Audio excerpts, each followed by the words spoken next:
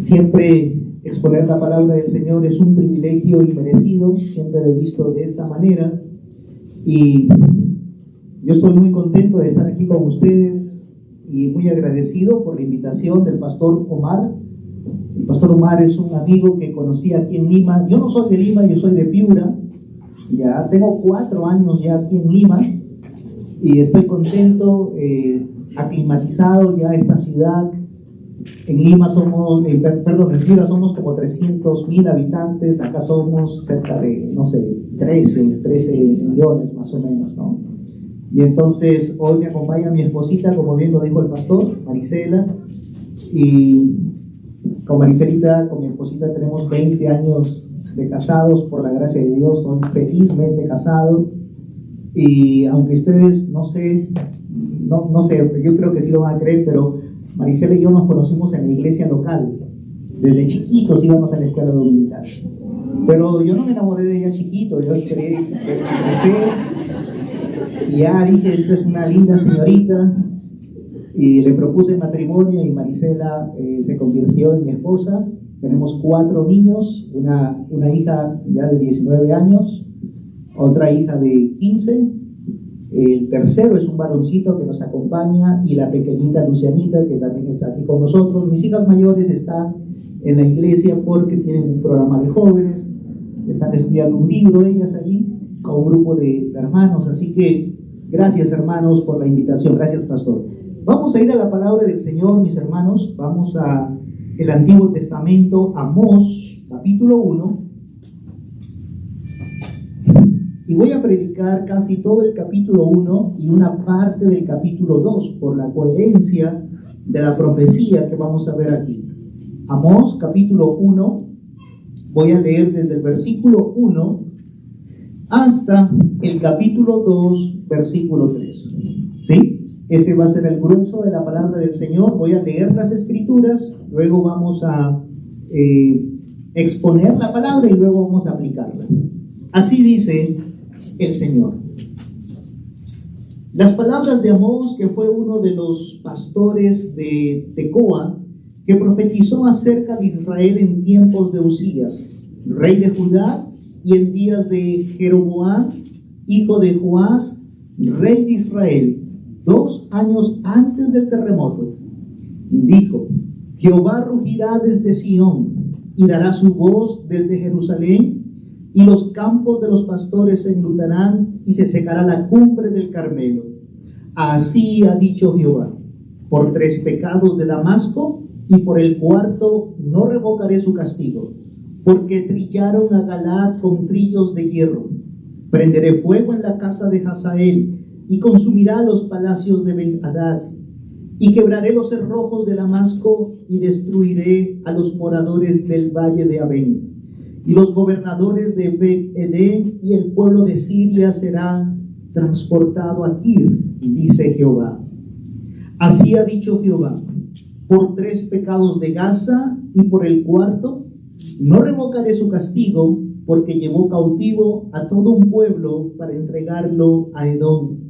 Prenderé fuego en el muro de Gaza, y consumirá sus palacios, y destruiré a los moradores de Asdod y a los gobernadores de Ascalón, y volveré mi mano contra Ecrón y el resto de los filisteos. Perecerá, así ha dicho Jehová el Señor. Versículo 9. Así ha dicho Jehová: por 3 pecados de Tiro, y por el 4 no revocaré su castigo, porque entregaron a todo un pueblo cautivo a Edom, y no se acordaron del pacto de hermanos. Prenderé fuego en el muro de Tiro, y consumirá a sus palacios. Así ha dicho Jehová: por 3 pecados de Edom, y por el 4 no revocaré su castigo, porque persiguió a espada a su hermano, y violó todo afecto natural, y en su furor le ha robado siempre, y perpetuamente ha guardado el rencor. Prenderé fuego en Temán, y consumirá los palacios de Bosra. Así ha dicho Jehová: por 3 pecados de los hijos de Amón, y por el 4 no revocaré su castigo, porque para ensanchar sus tierras abrieron a las mujeres de Galaad que estaban encintas. Encenderé fuego en el muro de Rabá, y consumirá sus palacios con estruendo en el día de la batalla, con tempestad en día tempestuoso, y su rey irá en cautiverio, él y todos sus príncipes, dice Jehová. Capítulo 2, versículo 1. Así ha dicho Jehová: por 3 pecados de Moab y por el 4, no revocaré su castigo, porque quemó los huesos del rey de Edom hasta calcinarlos. Prenderé fuego en Moab y consumirá los palacios de Kerioc, y morirá Moab con tumulto, con estrépito y sonido de trompeta. Y quitaré el juez de en medio de él, y mataré con él a todos sus príncipes, dice Jehová. Hermanos, el texto que nosotros acabamos de escuchar en la lectura de la palabra es un texto donde vemos a un Dios que está trayendo juicio a las naciones, a todas las 5 naciones que nosotros podemos observar en el pasaje. El Señor está trayendo juicio, prácticamente 6 naciones, y eso nos lleva a pensar de que Dios es el Dios soberano que juzga el pecado de las naciones.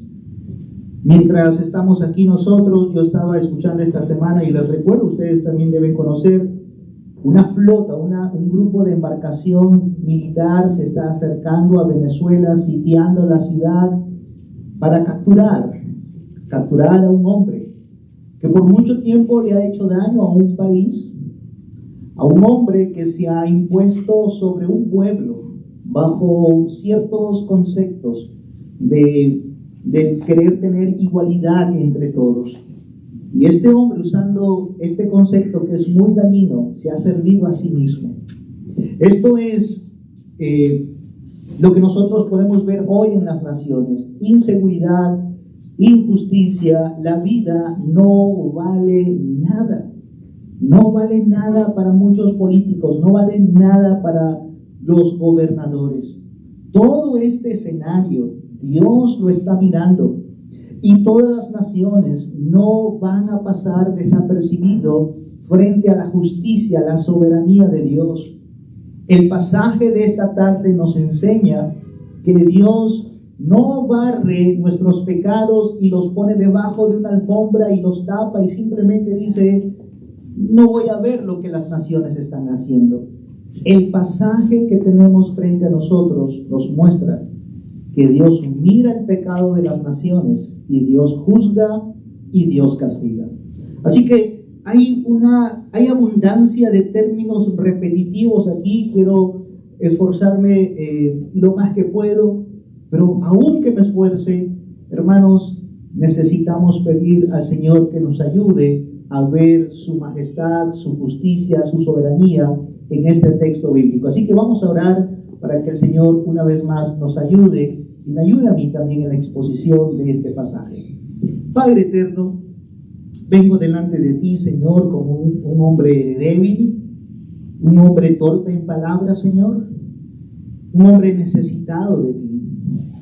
Padre, te ruego que me ayude, Señor, a exponer claramente este texto de tu palabra, que sea bendición para nosotros, que nos ayude, Señor, a poner nuestra mirada por encima del sol, que podamos considerar que nuestro socorro viene de Jehová, que hizo los cielos y la tierra.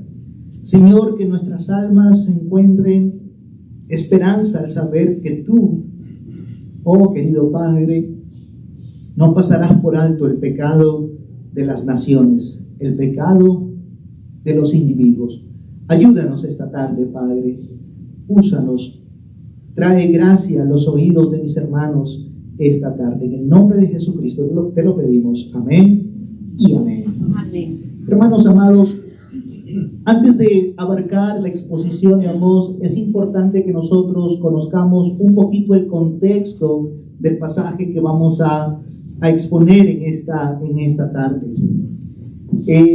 El reino de Israel, en esta sección de Amós, el reino de Israel, como ustedes saben, ya está dividido. El reino se ha dividido en el norte, hay 12 tribus, En el sur hay 12 tribus.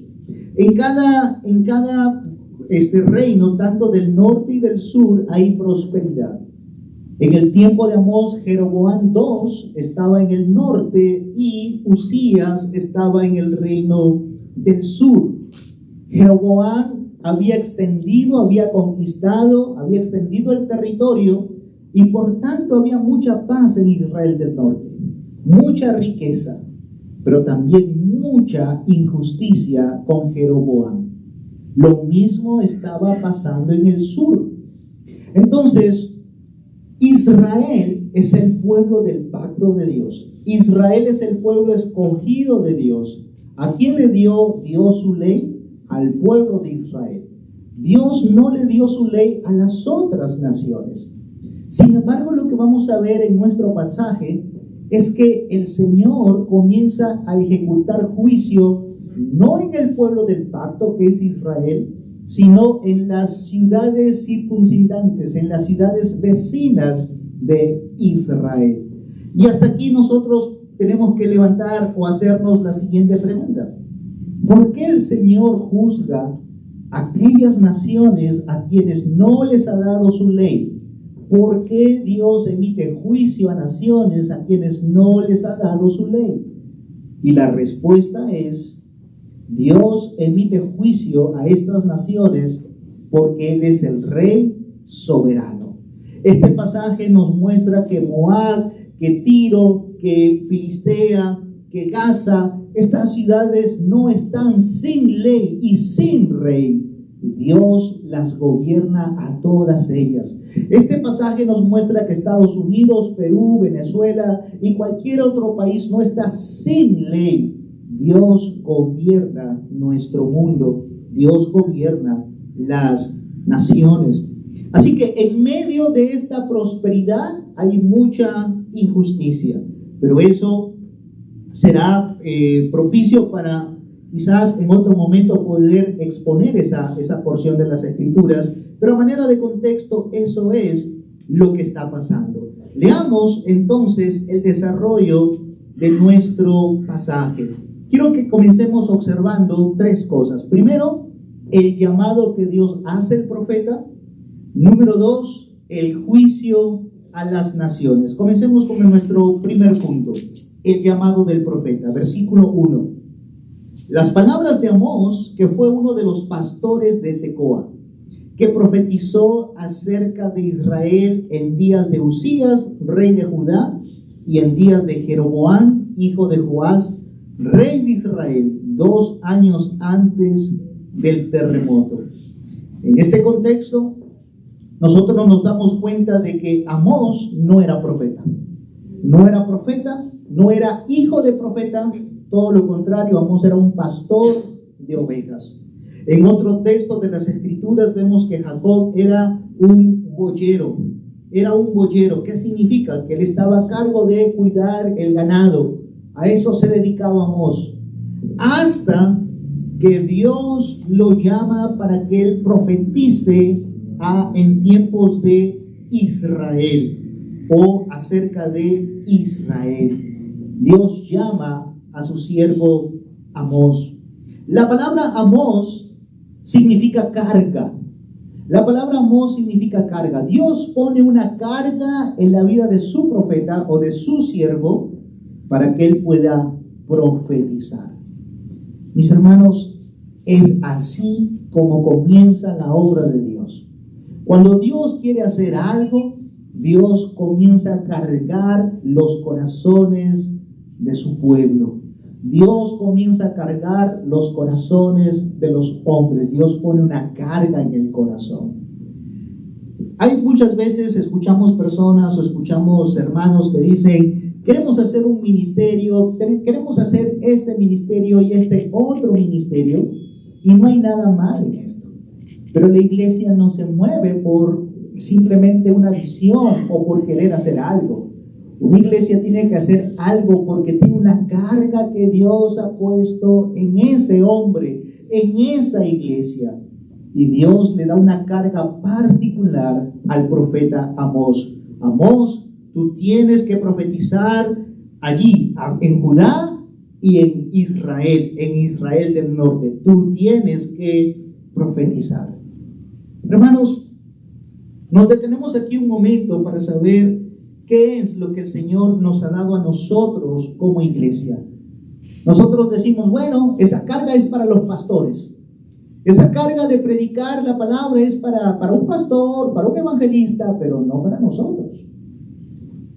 Y en cierta manera Dios ha puesto pastores para que prediquen las escrituras.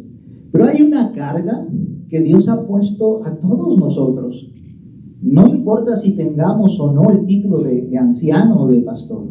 Dios ha puesto la carga a todos nosotros de que podamos predicar su evangelio de la manera como lo hemos recibido. Amén. Dios ha puesto esa carga, hermanos. El evangelio tiene que ser predicado. Tú dices, yo no soy pastor. Amós no era profeta, era boyero. Tú dices, bueno, yo tengo este trabajo, yo sirvo de esta otra manera. En la forma en la que estás en este momento, tú tienes una responsabilidad. La responsabilidad es que tú prediques el santo, eterno y glorioso evangelio de Jesucristo. Esta es una carga que tenemos que tenerla. Pablo tuvo esta carga. En 1 de Corintios escuchamos el corazón de Pablo que dice, quisiera yo ser anatema, con tal de que mi familia en la fe, que dice Pablo, conozca a Cristo, sea cristiana, que ellos conozcan al Señor. Hermanos, quiere el Señor que esa carga del evangelio, que esa bendición que hemos recibido del evangelio, sea cada vez arda más y más en nuestros corazones, independientemente en la posición en que nosotros nos encontremos.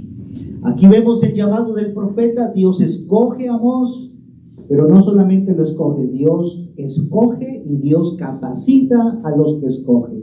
Dios le da un mensaje al profeta. Versículo número 2.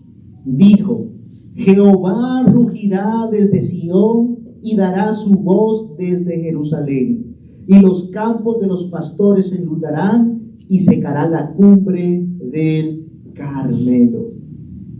Amós ha sido escogido por Dios, pero Amós tiene un mensaje de parte de Dios. Y esto es muy importante. El mensaje que Amós tiene que transmitir es este: Jehová rugirá desde Sión. Una de las figuras que constantemente Dios escoge para sí en el Antiguo Testamento es la figura de un león. Joel el profeta también se presentó a Dios como un león rugiente. Amós dice, Jehová rugirá. Hermanos, no estamos hablando de un león en un cuadro en la sala de tu casa. No estamos hablando de una pantalla, hay un fondo de pantalla en tu computadora con un león. Eso no va a hacer daño. ¿Qué pasaría si el hermano al abrir la puerta, qué pasaría si entra un león y ¿cómo estaríamos nosotros aquí? No creo que van a estar asustados. Ustedes van a gritar y van a salir corriendo al techo. Todos vamos a querernos ir porque un león está aquí. Y el león rugiendo significa algo: te voy a despedazar, te voy a comer, estoy hambriento. Esa es una figura que nos llama a tener temor. No es una figura de alegría, no es una figura, es una figura de miedo. Y mis hermanos, cuando Jehová habla, el pueblo debe de temer. Escuchen lo que dice el capítulo 3 de Amós, versículo 8. No nos vamos a mover. En Amós capítulo 3 versículo 8 dice: si el león ruge, ¿quién no temerá? Si habla Jehová el Señor, ¿quién no profetizará? Si el león ruge, ¿quién no temerá? Así que cada vez que nosotros vayamos al Señor o vayamos a la palabra del Señor, tenemos que ir con temor reverente. Y cada vez que presentemos la palabra del Señor, tenemos que presentarla como Él mismo se presenta. Y Él aquí lo hace en la figura de un león que ruge. Y ese es el mensaje que Amós tiene que entregar a las naciones vecinas de Israel. Mis hermanos, a veces nosotros queremos ayudar a Dios. A veces nosotros queremos echarle una manito a Dios y queremos decirle, bueno, el mensaje de la palabra es muy fuerte, hay que rebajarlo. Hay que hacerlo más sencillo, que no sea tan ofensivo. Cuando nosotros hacemos eso, nosotros estamos rebajando, tomando lo divino para hacerlo humano. Y esto es algo que a Dios no le agrada.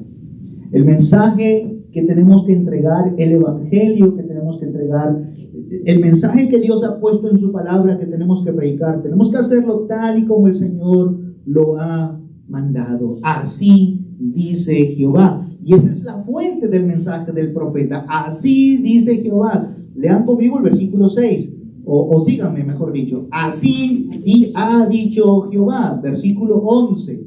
Así ha dicho Jehová. Versículo 13. Así ha dicho Jehová. Eso es suficiente para que todos nosotros aquí en esta tarde estemos atentos, porque así ha dicho Jehová. Si Jehová lo ha dicho, todos nosotros tenemos que estar atentos. Así que vamos a continuación entonces a pasar a considerar nuestro segundo punto, el juicio a las naciones. Ya hemos visto el mensajero, ya hemos visto el mensaje, ahora vamos a ver ese contenido. ¿Qué hay en el contenido? Un juicio a las naciones. Así que esto es lo que vamos a hacer en este punto para terminar. ¿Ven qué fácil? Ya vamos a terminar. Vamos a hacer dos cosas. Vamos a hablar de los pecados generales del juicio y luego vamos a terminar con los pecados específicos de este juicio. Vamos a considerar los pecados generales. Versículo número 3. Así ha dicho Jehová, por 3 pecados de Damasco y por el 4 no revocaré su castigo. Por 3 pecados y por el 4 no revocaré su castigo. Mis hermanos, ese lenguaje es un lenguaje repetitivo y quiero que allí me sigan en las escrituras. Vamos a volverlo a leer varias veces. Por ejemplo, en el versículo número 6, así ha dicho Jehová, por 3 pecados de Gaza y por el 4 no revocaré su castigo.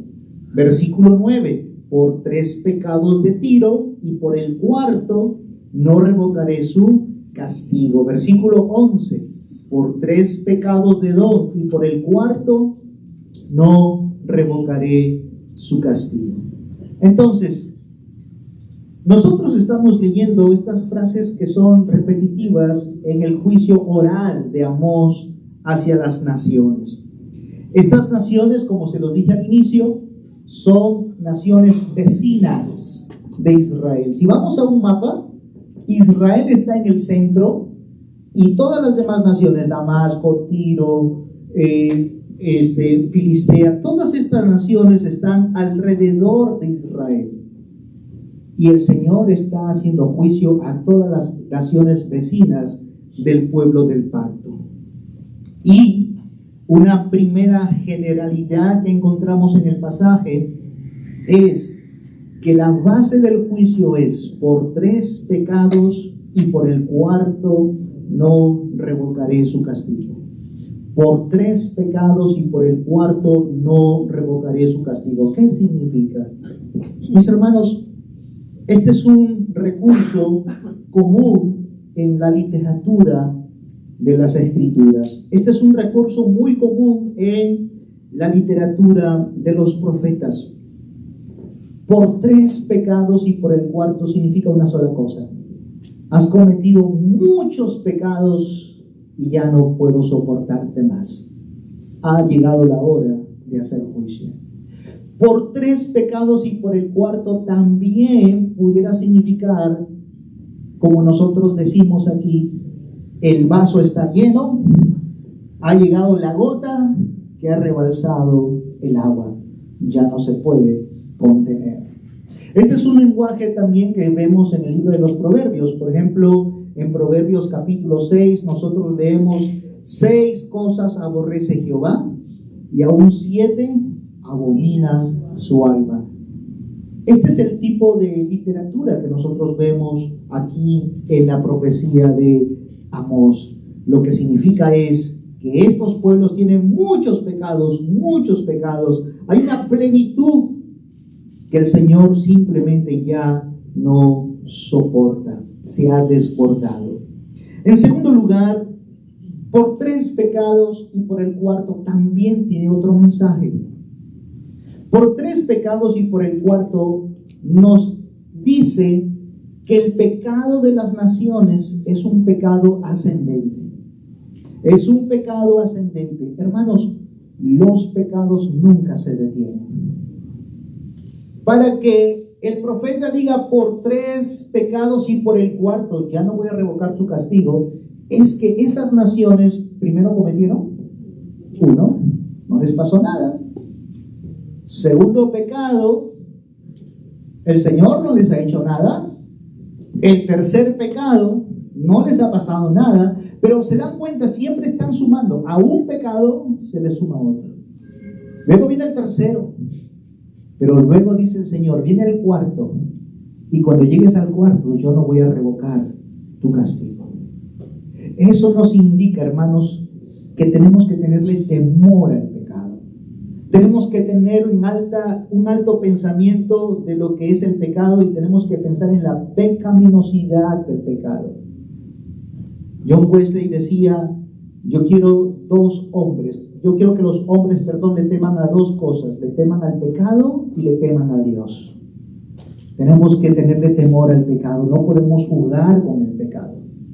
No podemos darnos licencia con un solo pecado, porque el pecado engaña. Cuando uno pisa un pecado, inmediatamente se va por el segundo y luego por el tercero y luego no hay quien detenga eso. El pecado es engañoso y tenemos que ser prontos en mortificar nuestros propios pecados, hermanos. Las naciones pecan y no hay quien los detenga. Y este pasaje nos dice aquí que siempre los pecados de las naciones es ascendente. Pero en tercer lugar, esa frase por 3 y por 4 pecados no revocaré tu castigo también implica una tercera cosa. Implica la paciencia de Dios. La paciencia de Dios. ¿Cuántos pecados tuvo que cometer Adán y Eva para ser expulsados del huerto? 1 solo. Estas naciones están en 1, no les pasa nada. 2, no les pasa nada. 3, y sigue. Que no les haya pasado nada en 1, 2 y 3 pecados significa una sola cosa: paciencia de Dios. Y mis hermanos, gracias que Dios es paciente con nosotros. Ha sido paciente contigo 15 años de incredulidad. Ha sido paciente con muchos de nosotros quizás en 30 años de incredulidad. Si Dios no hubiera tolerado tanto, quizás en menos de eso hubieras muerto y hubieras sido condenado al infierno eternamente y para siempre. Pero el hecho de que estés aquí y tus pecados hayan sido perdonados significa una sola cosa: la paciencia de Dios. Pero el pasaje también dice que el cuarto pecado ya no hay revocatoria de castigo, lo cual implica que la paciencia de Dios tiene un límite. Hay un límite en la paciencia de Dios y Dios te dice: yo te voy a soportar, pero uno más y mi juicio viene sobre ti. Y cuando yo leo esa parte se viene a mi mente Romanos capítulo 2, versículo 3, y quizás este sea uno de los pasajes que sí me interesaría que puedas ir a las Escrituras. El resto lo vamos a ver en Amós, pero déjame leer Romanos capítulo 2, versículo 3, para que veamos la paciencia de Dios aquí. ¿Y piensas esto, oh hombre? Tú que juzgas a los que tal hacen y haces lo mismo, ¿que tú escaparás del juicio de Dios? ¿O menospreciáis las riquezas de su benignidad, paciencia y longanimidad, ignorando que su benignidad te guía al arrepentimiento? Pablo está diciéndole aquí a los hombres que no menosprecien la riqueza de la benignidad de Dios. No la menosprecies. No simplemente estés jugando con el pecado. Piensa que puedes morir y puedes ser condenado por esos pecados. Pero si no has muerto, es porque hoy te levantó la misericordia de Dios. Debimos haber muerto esta noche, pero amanecimos por la misericordia de Dios. R.C. Sproul decía que todos nosotros no respiramos aire, no respiramos oxígeno, respiramos gracia. Nuestros pecados, hermanos, nos alcanzan y son tan graves. No son pequeños, son graves. Y el Señor está diciendo aquí su paciencia. Él es rico en paciencia, Él es rico en benignidad, Él es rico en longanimidad. Sea lo que significa longanimidad, es algo largo, algo extenso. Pero luego, el Señor dice que estos elementos, paciencia, benignidad, longanimidad, tienen un propósito. ¿Cuál es el propósito? Guiarnos al arrepentimiento. Pastor, a mí el Señor no me ha hecho nada, y fíjese que yo me drogo, yo veo pornografía, yo hago todo esto, y el Señor a mí no me ha hecho nada. Es porque Dios tiene misericordia, tiene paciencia contigo. Pero escucha lo que dice el versículo 5: pero por tu dureza y por tu corazón no arrepentido atesoras para ti mismo ira para el día de la ira y de la revelación del justo juicio de Dios. Los hombres tienen un corazón tan duro, y por su corazón duro y por su corazón no arrepentido están atesorando por 3, por 1, por 2, por 3. Dice el Señor: en el cuarto no voy a revocar tu castigo, vas a tener que enfrentarte a mi juicio. Entonces, regresando a la sección del profeta Amós, esas repeticiones por 3 y por 4 pecados sí tiene un mensaje para nosotros que debe hacernos pensar. Ahora, luego de considerar esta forma de castigo tan general en cuanto a cómo Dios ve el pecado, quiero que pasemos a considerar los pecados específicos. Los pecados específicos de las naciones. Y estos pecados específicos son pecados de lesa humanidad. Son pecados donde personas ven a otras personas como algo menor. Son pecados que no respetan la vida en absoluto. Son pecados que ven al ser humano como menos que un animal incluso.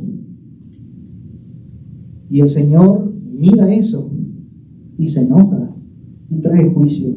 ¿Y saben por qué? Porque aunque el hombre ha caído en pecado, el hombre está caído, el hombre no ha perdido la imagen de Dios. La imagen de Dios todavía está presente en el hombre, está allí.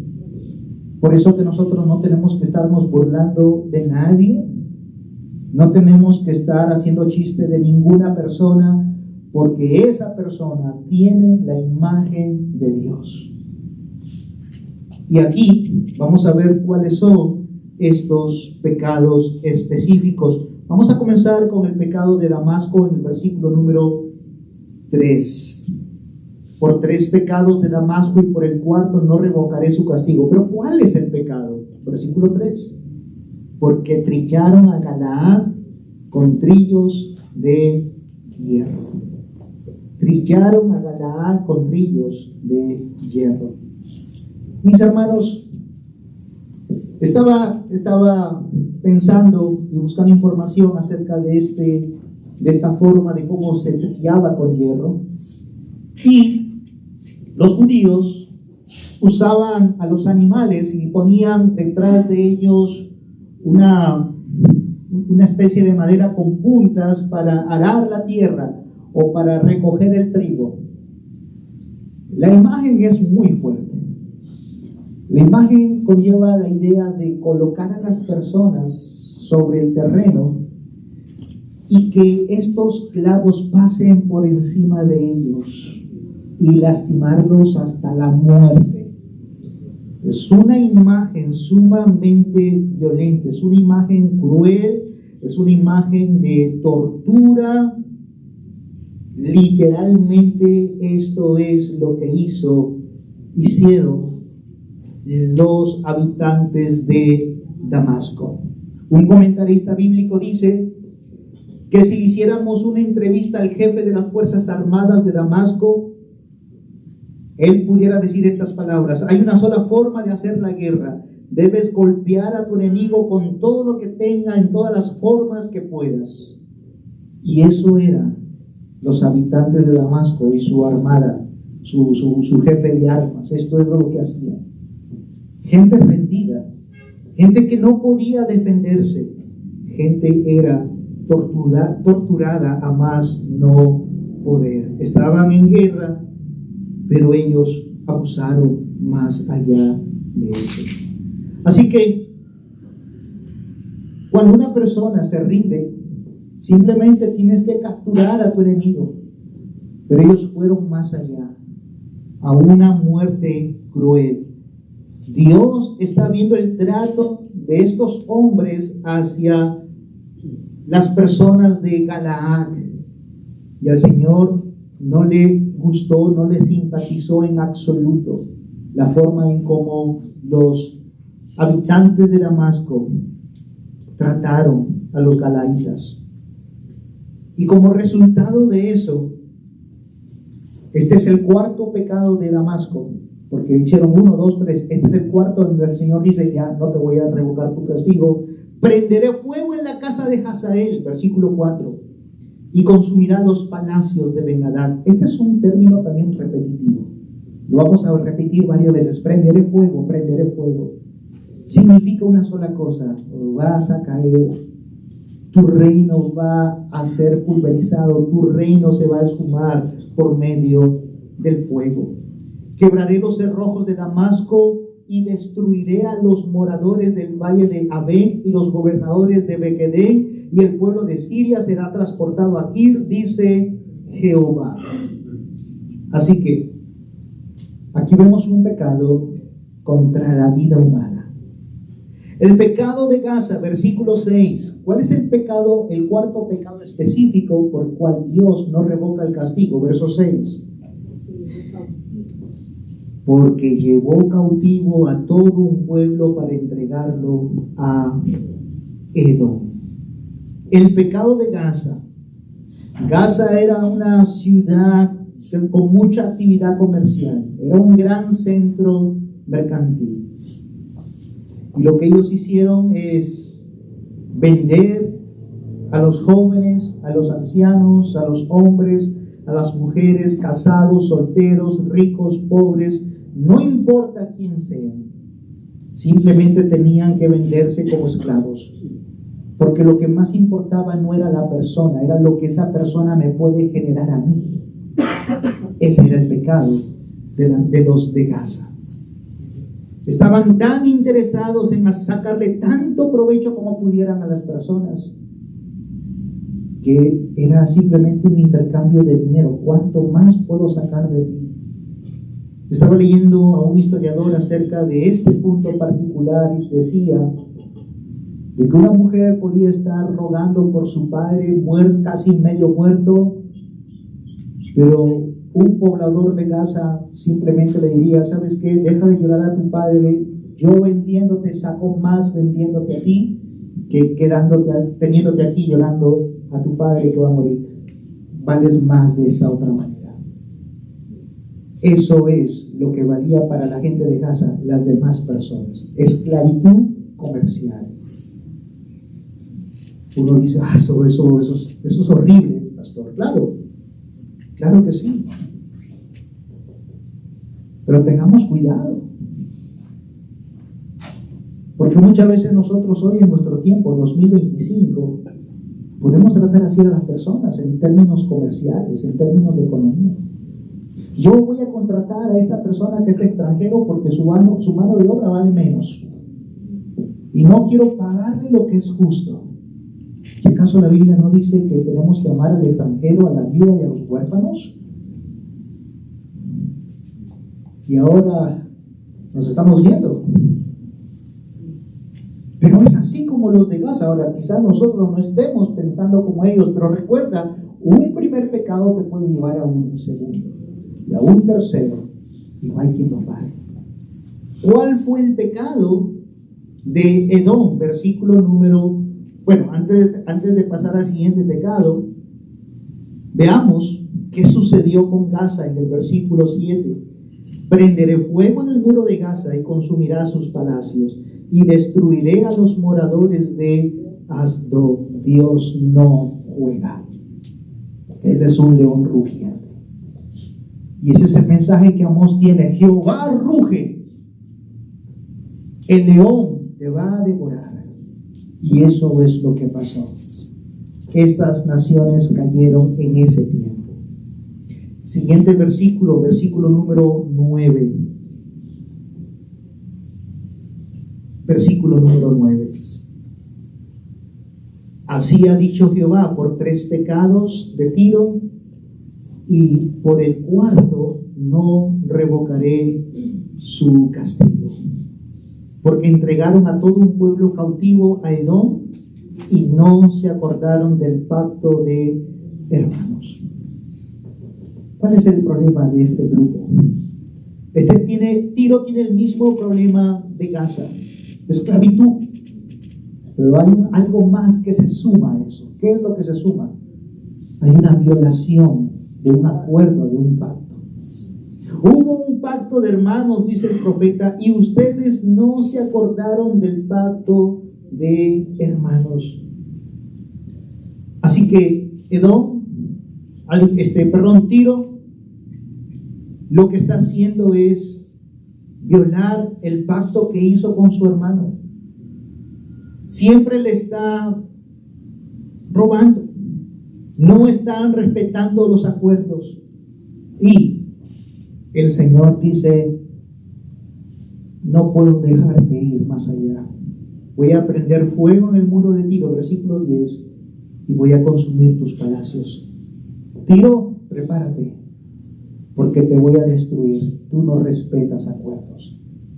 Tú no amas el pacto de hermanos. Versículo número 11. ¿Cuál es el pecado de Edom? En el versículo número 11. Edom persiguió a espada a su hermano, violó todo afecto natural, y en su furor le ha robado siempre y perpetuamente ha guardado el rencor. Nuevamente, tiene que ver con injusticia humana. Nuevamente, este pecado es perseguir a su hermano. Este texto nos habla del aborrecimiento que tiene un hombre hacia otro, pese a la familiaridad que hay. ¿Y saben qué, hermanos? Este juicio de Dios es perfecto. Este juicio de Dios es perfecto, y te voy a decir por qué. Porque Jehová juzga lo que Él ve en tu corazón. Hay algo que Jehová vio en Edom que no lo puede ver un psicólogo. Hay algo que Jehová vio en Edom que no lo puede ver ni un hombre. ¿Qué es lo que Jehová vio en Edom? Dice en el versículo número 11: perpetuamente han guardado el rencor. Y el rencor es algo que no se ve, pero el Dios soberano de las naciones sí lo ve. Dios dice: tú puedes tratar a tu hermano, hola hermano, ¿qué tal? ¿Cómo está? Yo te abrazo, pero por atrás le estoy clavando el puñal. El Señor dice: yo te conozco, Edom. Tú tienes rencor en tu corazón. Y yo te digo en esta tarde: Dios conoce nuestros corazones. No podemos evadir, porque el juez que tenemos, el juez que está por encima de nosotros, lo puede ver todo. Dios no admite que tú y yo atesoremos odio en el corazón. Finalmente, aquí vemos en el versículo número 12 que Dios va a prender fuego en Temán y va a consumir los palacios de Bosra. Nuevamente, ese es el cuarto pecado de Edom por el que el Señor dice: no puedo perdonarte. Versículo número 13. ¿Cuál es el pecado de Amón? Este es un pecado terrible. Versículo 13. No voy a revocar tu castigo, porque para ensanchar sus tierras abrieron a las mujeres de Galaad que estaban encintas. ¿Sabe qué fue este pecado? Que todas las mujeres embarazadas les abrieron su vientre. Porque esta gente de Amón dijo: cuando esos niños nazcan, van a coger nuestras tierras, matémoslos. Y abrieron sus vientres y los sacaron vivos para ensanchar sus tierras. ¿Qué te puede hacer un niño, un bebé de 2, 3 meses de nacido? ¿Cómo te puede quitar tu tierra una mujer? Injusticia. ¿Quién defiende a esos niños? El Señor dice: ese es tu cuarto pecado, no revocaré tu castigo. Nosotros vivimos hoy en naciones que se creen con ese derecho de matar a un niño. Van a recibir el juicio de Dios, hermanos. Van a recibir el juicio de Dios por hacer esto. Y luego, versículo 14: prenderé fuego en el muro de Raá y consumirá sus palacios con estruendo en el día de la batalla. Su rey, versículo 15, irá en cautiverio y todos sus príncipes, dice Jehová. Ese cuarto pecado de la muerte de los niños no puede pasar por alto. Eso fue un crimen brutal, la forma en cómo se trató a las mujeres embarazadas. Finalmente, veamos cuál es el pecado específico de los habitantes de Moab. ¿Cuál es el pecado específico? Capítulo 2, versículo 1. El cuarto pecado por el que Jehová no revoca su castigo es porque quemaron los huesos del rey de Edom hasta calcinarlos. ¿Cómo es esto? ¿Cómo es posible? ¿Qué hay detrás de este versículo? Bueno, lo que hay detrás de este versículo es un odio profundo. Es un odio profundo de los habitantes de Moab frente al rey de Edom. El rey de Edom aquí ya está muerto. El rey de Edom está muerto y está muerto al punto de que está en huesos. Su cuerpo es un cadáver, se ha secado, está en huesos. Pero llega Moab, ya los moabitas, sacan el cadáver del rey que ya está muerto para seguirlo matando, para quemar sus huesos hasta calcinarlos y con el polvo de esos huesos blanquear sus paredes. Eso es lo que vale la vida para estos habitantes. Y el Señor dice: por ese odio profundo que tú tienes por la vida, no revocaré mi castigo. Ahora, todos estos pecados, como ustedes se dan cuenta, tienen un tenor, ¿no? Tienen un común denominador. Son pecados execrables, son pecados de lesa humanidad, son pecados contra niños, esclavitud, hombres contra hombres. El Señor no los pasa por alto. Todas estas naciones tienen un desprecio por la vida. Y yo pregunto, iglesia, ¿ha cambiado eso en nuestros días? El pecado se quiere legalizar, pero Dios está mirando nuestras naciones. El día de hoy el Señor es el mismo ayer, hoy y siempre. El Señor no ha cambiado. Pastor, muéstranos que el Señor no ha cambiado. Romanos capítulo 1, versículo 18, ¿qué dice? Porque la ira de Dios se revela desde el cielo contra toda impiedad e injusticia de los hombres que detienen con injusticia la verdad. La ira de Dios se revela desde el cielo. Muchas veces somos tan propensos a hablar del amor de Dios y de la gracia de Dios y gloria a Dios, porque todo eso es cierto. Pero también las Escrituras nos hablan de que Dios es un Dios justo. Y como lo dije al comienzo, Dios no levanta la alfombra y bota la basurita y la tapa. No, Dios castiga el pecado. Y mis hermanos, para acercarnos al final de este sermón, quiero que sepas la gravedad, la profundidad de la caída del pecado mismo. Pastor, el Señor está acabando con todas estas naciones, las está castigando. ¡Gloria a Dios! Si el pastor Omar me invita a la próxima, yo prometo predicar el capítulo 2. ¿No saben cuál es el problema aquí? No es un problema con el pastor Omar. ¿Cuál es el problema del texto? ¿Saben cuál es el problema del texto? Que Israel del norte, para que ustedes tengan una imagen, Israel del norte está viendo a Amós. Y Amós está diciéndole: Gaza, tú vas a pasar por esto. Tiro, Dios te va a condenar. Edom, esto va a pasar contigo. Y ahí está Israel del norte, aplaudiendo a su profeta, diciéndole: bien, Amós, esas son nuestras naciones enemigas, diles más. Luego Amós, en el capítulo 2, versículo 4, va a comenzar con otra nación. Y esa sí es una nación del pacto. Eso es una nación del pacto porque Dios hizo un pacto con Abraham. ¿Cuál es esta nación? Judá. ¿Cómo debe estar Israel? Te lo dije, ¿ves? Nosotros somos el pueblo de Dios. Esos de Judá son unos traicioneros. Nosotros somos el pueblo de Dios. Pero cuando llegas al capítulo 2, versículo 6, ¿a quién le toca ahora? A Israel. Y quiero decirles algo. Si tú lees todos los 9 capítulos de Amós, el resto de juicios caen sobre Israel, Israel, Israel, Israel, Israel. ¿Qué significa eso para nosotros? Que muchas veces somos tan propensos en ver el pecado de las naciones y no estamos viendo nuestros propios pecados. Es importante que el juicio comience por la casa del Señor. Amós aquí ha ganado el oído de todos los judíos del norte. Ahora ellos lo van a querer escuchar. Pero ahora Amós le dice: ahora me toca ir a ustedes. El Señor va a ir a su pueblo. Y mis hermanos, nuevamente, ¿cómo se conecta este pasaje del Antiguo Testamento? ¿Qué tiene que ver este pasaje con el Evangelio de Cristo?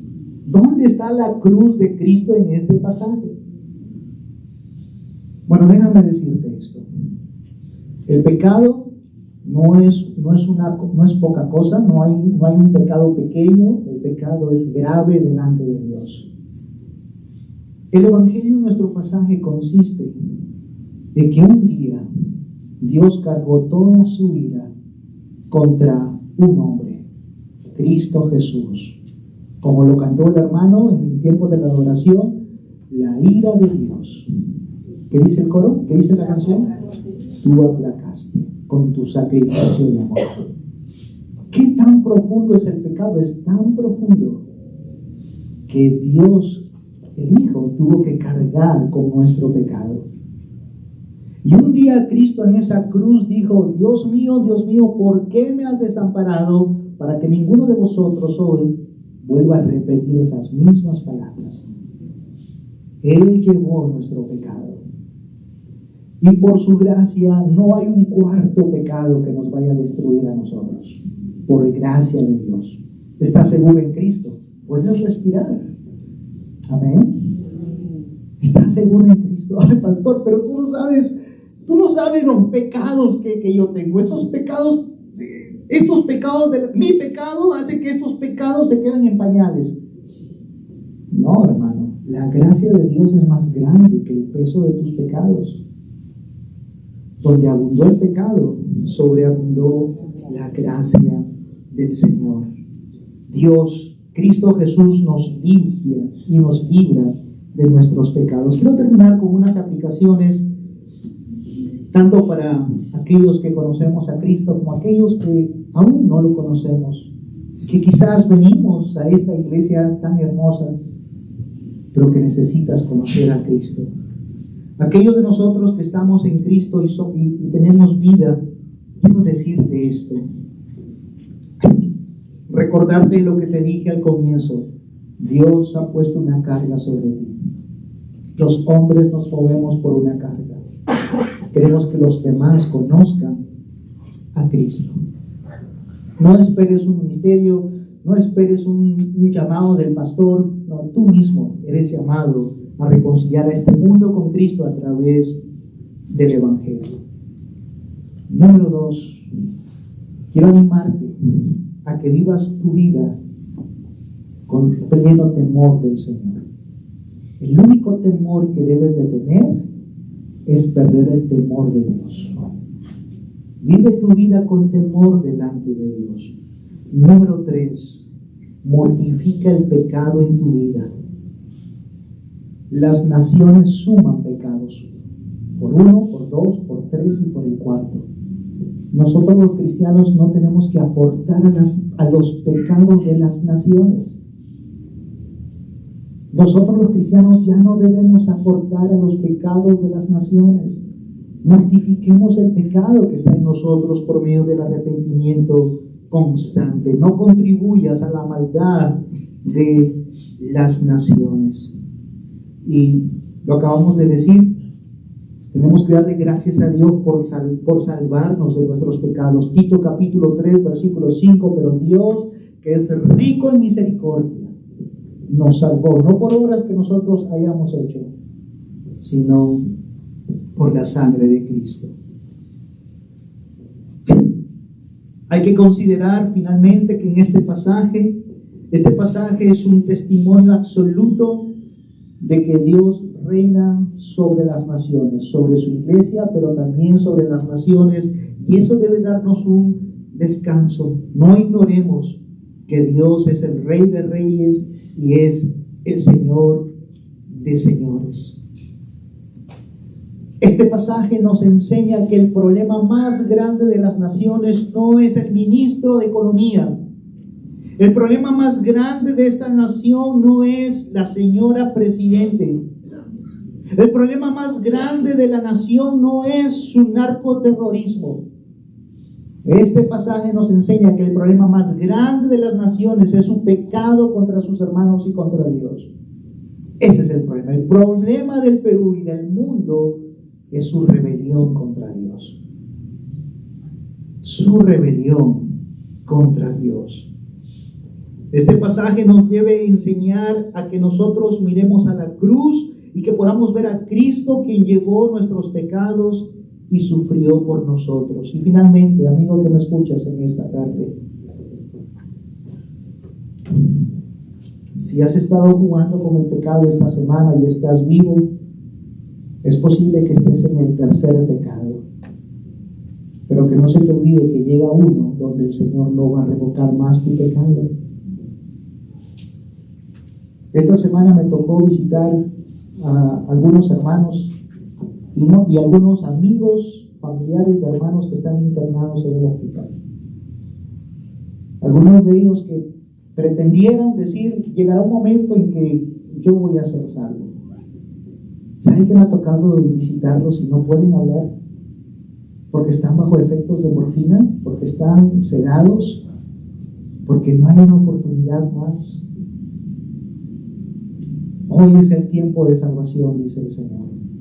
Así que los que somos creyentes abracemos esa gracia que se nos ha sido dada, pero si todavía no te has arrepentido, yo creo que aquí en esta iglesia hay muchos hermanos que te pueden ayudar a que puedas ver más de cerca esto y puedas venir a Cristo en arrepentimiento y fe. Vamos a orar.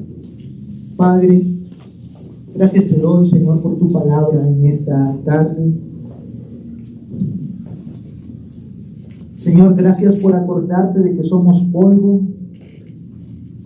Del polvo fuimos tomados y al polvo volveremos. ¿Qué esperanza hay para nosotros, Señor? Ninguna. Nosotros somos parte de las naciones y estamos en una nación, Señor, que tampoco respeta la vida. Pero tú nos sacaste de aquí y ahora nos has convertido en una nación santa. Esta iglesia es una nueva creación. Tu iglesia es una nueva humanidad. Tú nos estás formando, Señor. Ayúdanos, Padre, a andar con rectitud, con temor delante de ti y para tu gloria. En el nombre de Jesucristo. Amén.